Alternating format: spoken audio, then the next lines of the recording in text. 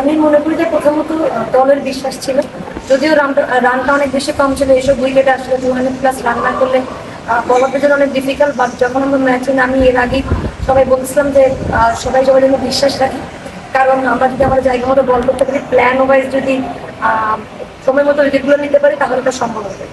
ম্যাচে এমন রেজাল্ট, নিশ্চয়ই অধিনায়ক হিসেবে কাজটা এত সহজ ছিল না।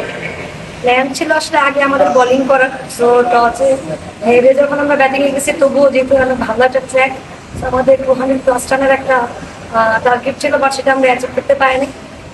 কিন্তু আমি চেষ্টা করেছি, যেহেতু অনেক বেশি হতে পারে ক্যারেক্টারের বাইরে যে এভাবে খেলা, অনেক বেশি বল নিয়েছি সেটেল ডাউন করার জন্য। বাট আমাদের মধ্যে এখন দিন শেষে এই রানগুলো অনেক বেশি গুরুত্বপূর্ণ ছিল টিমের জন্য, এবং দলের জন্য কন্ট্রিবিউট করতে পারে অনেক বেশি খুশি। বাট আসলে সব ক্রেডিট দলের প্রত্যেকটা বল আর প্রত্যেকটা ফিল্ডার যেভাবে আসলে তাদের 110% দিয়েছে এবং এফোর্ট দিয়েছে, আমি বলবো সেটা আউটস্ট্যান্ডিং ছিল। সকলের আসলে চেষ্টায় এরকম জয় সম্ভব হয়েছে। বিশ্বকাপের সমীকরণটা কি একটু সহজ হলো তাহলে বাংলাদেশের জন্য?